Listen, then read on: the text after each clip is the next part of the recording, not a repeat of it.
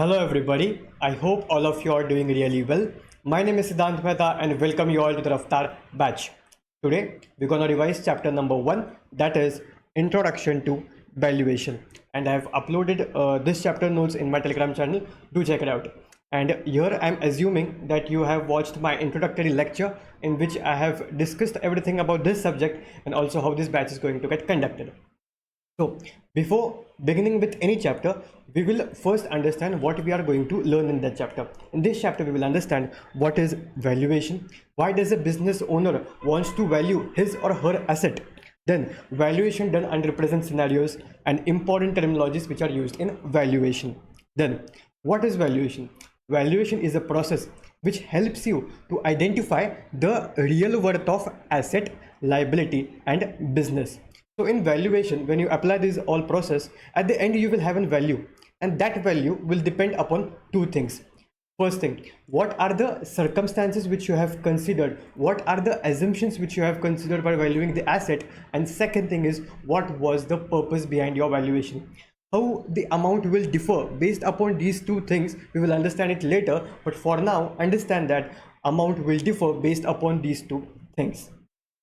That means if amount is differing, valuation is a subjective concept, right? Yes, valuation is a subjective concept. That means one asset can have different values. I will give you an example. I have a plot which is of 50 lakh rupees. If any buyer came to me, I will sell that plot at 50 lakh rupees. But if there is any buyer who is specifically interested in this plot itself, then intentionally I will ask for a premium and I will sell that plot for 55 lakh rupees. But in a worst case scenario, I am in the need of funds. Then I will search for that buyer who is ready to give me cash now of 45 lakh rupees, and I will sell that plot for 45 lakh rupees. That is in discount. Here we can see that one asset can have different values. Then valuation process. Valuation process is called a perfect combination of science and art. What I said, perfect combination of science and art. It is called science because here you have to follow a structured process. You have to rely on facts before giving any conclusion, and it is called as an art because here you have to do a various judgments. Here you have to apply various assumptions regarding where is this industry going to grow in next few years, how my company is going to perform in next few years, and these all things are done by the experts, and how accurately you are predicting those things will decide how precise is your valuation, my friend. So valuation is a perfect combination of science and art. Then, as I said, in valuation, you have to understand market-wide information like industry information, but you also have to understand company-specific information. In both this case, how do you will approach it? There are two approaches. First is top-down approach and second is bottom-up approach. What are they? So, top-down approach is first in analysis you will understand the industry-wide information, and with that information you will come to company specific information. And bottoms up approach, you will first understand the company specific information, and with this approach, with this information, you will go to company specific information. I will give you an example. Just my company is in e-commerce market and I have to project the upcoming year's sales. In top-down approach, I will project it this way. I will see the e-commerce market is, how big is e-commerce market? Okay, e-commerce market is $70 billion. How many percent by how many percentage e-commerce market is grow in upcoming years? Okay, by this percentage it is going to grow. Then what is the percentage of market share which I hold in that e-commerce market? And my projected revenue will be e-commerce market into percentage of my market share. And in bottoms up approach, what I will do is, here I will first see the company specific information. That is my number of customers, number of customers which are there with me, and number of customers which are placing the orders. Like there are 10 lakh customers with me, and 10 lakh customers are placing 5 orders every year, and based upon the past trend I can see that there can be 20 lakh customers in upcoming years, and that 20 lakh customers will place 6 orders every year. By this thing I will calculate my revenue, and with that information I will go to industry specific information. Is there any information which will affect my present scenario, my present projection of revenue in upcoming years? This is your bottoms up approach. Then, like I said, is valuation the 100% accuracy thing? When you do the valuation, when you get the amount, is that 100% accurate? No, my friend. It depends how precise it is based upon how well established the company is, how stable cash flows the company have, how well the valuer has observed the observable inputs, how many peer company analysis was there, how many industry-wide information was available with you, with the valuer while valuing that company, which will decide how precise the valuation is. If it is a startup and has irregular cash flows, then we will be little bit less certain behind the valuation, my friend. This is your first thing. I have given more emphasis to this section because there were 3 to 4 questions asked by ICAI only in this section. Then, why does a business owner wants to know the value of his or her asset? They want to know the value because if they're issuing further shares, and at what value they should issue. If there is a merger, if there is any amalgamation, at what value should they do it? They want to check whether their assets are undervalued or overvalued. They want to see whether the company is growing or it is stagnant. They are doing it for tax planning purpose. They are doing it for regulatory requirements. They are doing it for financial reporting purpose. All these are reasons for which business owner wants to value their asset. Then, Companies Act also specify that the company has to submit valuation report by the valuer if the company is in these transactions. Do you have to remember all these transactions? Not, my friend. ICAI is not asking questions on these transactions. Just have a quick glance of it and then move forward. Valuation under present scenarios, where valuation is highly used. First, India is telling companies to do the valuation. Then, if there is any acquisition or takeover, then RBI and SEBI has issued new pricing guidelines within which you have to do the valuation. Then, as per Companies Act, we just checked it out. Then, as per mergers, amalgamation, then for mergers and amalgamation, you have to decide at what value you should do it. For that, you have to do the valuation. If you're a startup, you have to raise any funds. For that, you have to do the valuation. Then the important terminologies which are used in valuation. Valuation date. Valuation date is that specific date on which the valuer will value the asset or liability. This date shows that all the assumptions which were there in the company has been considered by the valuer, and this also says that this value will not hold good after few months because assumptions may change. Then, who is valuer? As I said, Companies Act and regulations will tell you to submit valuation report. They will also tell you from whom you have to submit that valuation report, and that person will be your valuer. In Companies Act and IBC are referring to the registered valuer. SARFAESI Act refers to Chief Commissioner of Income Tax, and FEMA, Income Tax and SEBI regulations are referring in their own act who can be the valuer. Then in our syllabus there is only registered valuer, and this is same thing which is covered in your Set A law paper. Who is a registered valuer? Then the person who has specific qualification, specific experience as per rules can be a registered valuer, who is a member of a registered valuer organization and who has been appointed by the audit committee or board of directors in case of absence of audit committee. What I said, who has been appointed by audit committee or board of directors in the absence of audit committee. Here the point to be noted is Companies Act and IBC have a same definition of registered valuer.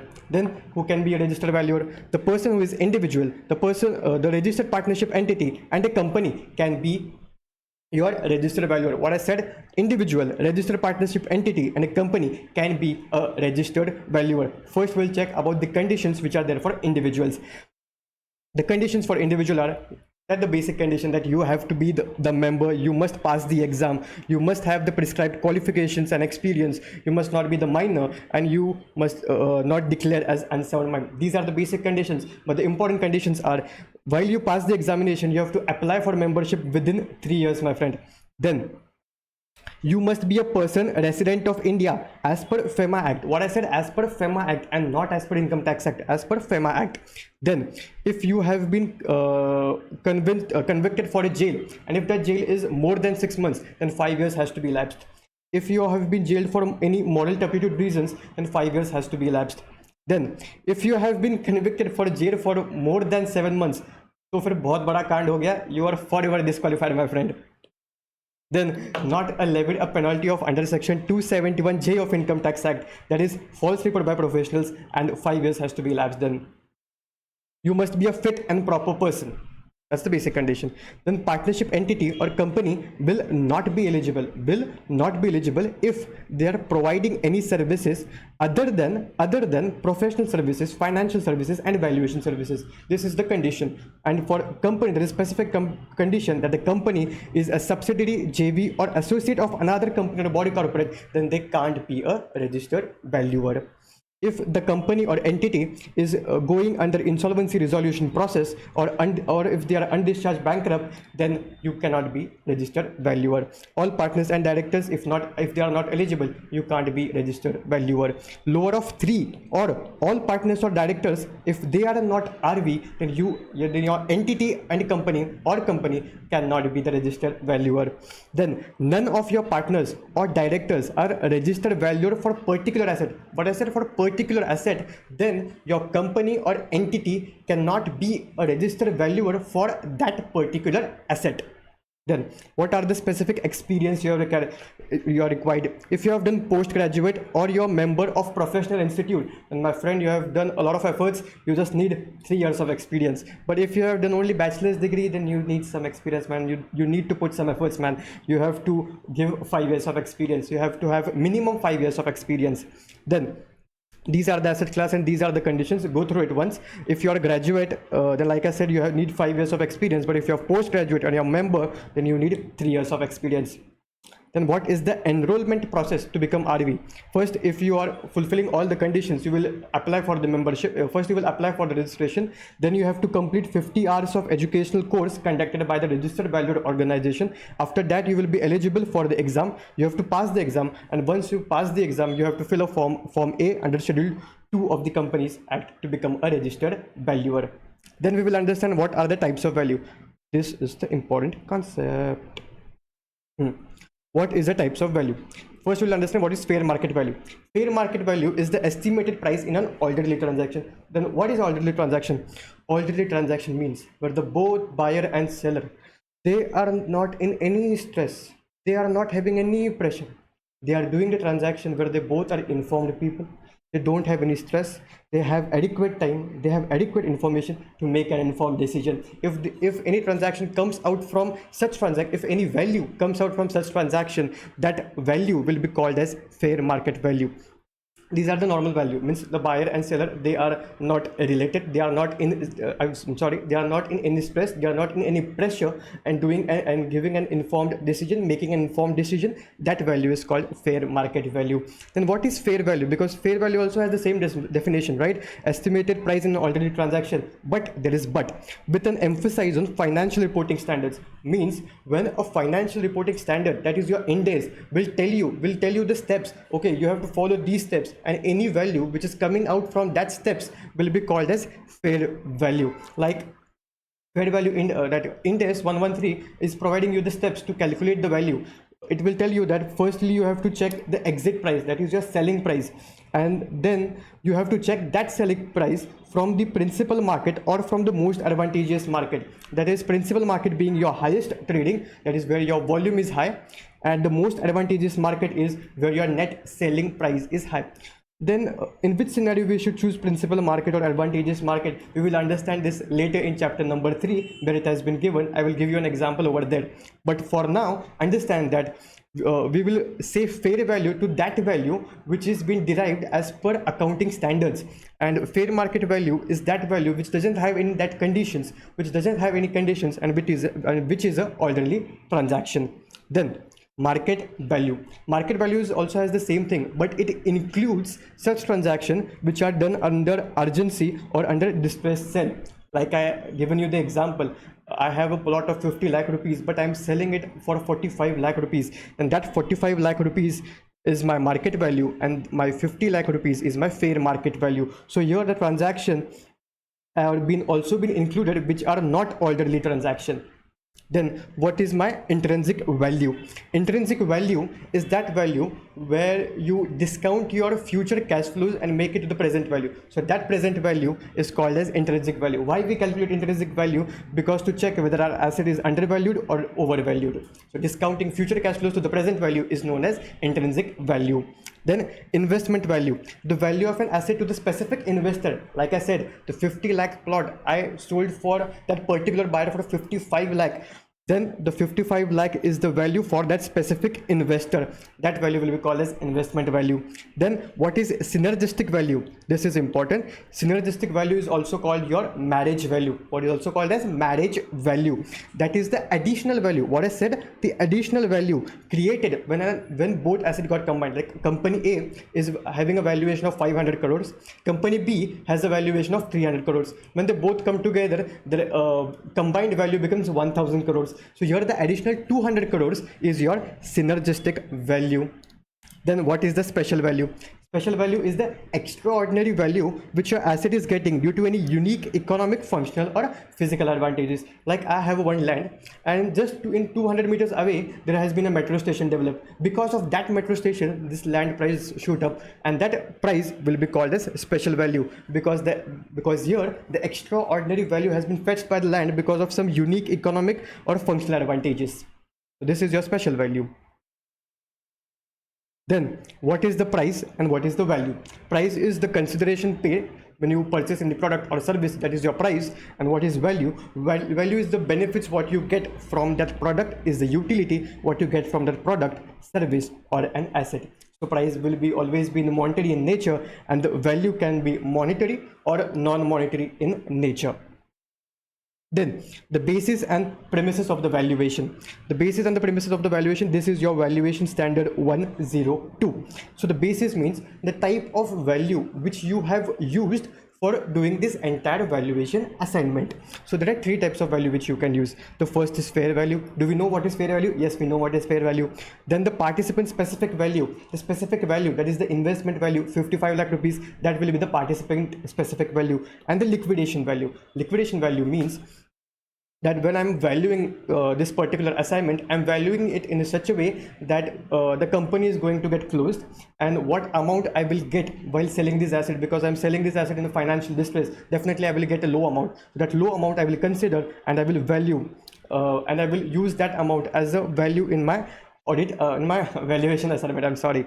So there are three types of value, that is fair value, participant specific value and liquidation value. Then the premises of the value. What are the premises of the value? Premises of the value are your set of assumptions. What I said, the assumptions which you are taking while valuing the particular asset. So these are the assumptions. There are 5 assumptions, and this is important. The very first assumptions is highest and best use. See, I have one area and there are 2 options. Either I can give that area for a residential purpose, or I can give that area for a commercial purpose. Right now it is for residential purpose and I have to value it. So in highest and best use, I will assume that the current use of that asset is not the best use, and I can sell it for commercial and can have a higher returns. So I will treat that plot as a commercial plot and I will check how much return I will get. So here I am considering the most profitable scenario. Like in a residential, I am getting a rent of 10,000 per month, but in commercial, I will have a rent of 15,000 per month. So I will value my asset based upon 15,000 per month rent. So here I am considering the most profitable use. Then going concern, the basic concern that the company is not getting closed and it will operate in this manner for the futures. This is your going concern value. And as is where basis value. As is where basis value shows that the current condition of the asset is the best condition. That if I have given it for the residential purpose, then the residential purpose is the best condition, and it is going to be used for residential purpose only, and I will value based it upon that. Then orderly liquidation. Orderly liquidation means that here I am assuming that this asset is going to get sale in a liquidation, but the transaction will be orderly transaction. What is orderly transaction? We have just checked it. Here we have done the proper marketing and have given enough time to the buyer. We are assuming that if we are assuming that, then there is an orderly liquidation assumption. Then what is forced sale? Forced sale is when the seller is compelled to sell asset quickly under financial distress without proper marketing, usually results in lower value. That we know. Here we are assuming that the asset will be getting discounted value because we are selling it in any stress. So here is the assumption of forced sale. So this is your entire revision of chapter number 1. We have just completed the entire revision in 19 minutes. And if you are getting any value from these lectures, from these notes, from my teaching, you can definitely tell me in comment section below, and you can join my Telegram channel where we share these notes. And like I said, means yesterday one guy has commented in my YouTube video, like, can you make this section, can you make this revision batch in English? And I appreciated that he commented in one of my video, because you're telling me what you need, so I can provide you that. So I'm trying to convey, so I'm trying to have this batch in English, because there is no point in having a Raftaar batch if students are not getting benefit from it. So if you have any query, if you have anything change you required in this batch, you can definitely give me a feedback on YouTube comment or personally me on Telegram. Then you can join my LinkedIn for weekly series of practical knowledge, which is going to get started from 1st of April. And if you need any preparing for upcoming exams, and you need any personalized guidance, need any mentorship guidance for plan for your papers, then I have my rule of 1063, and I have also my tracking sheet. I will share it with you guys on TopMate. So see you in the next lecture. Till then, tata, bye bye, see you.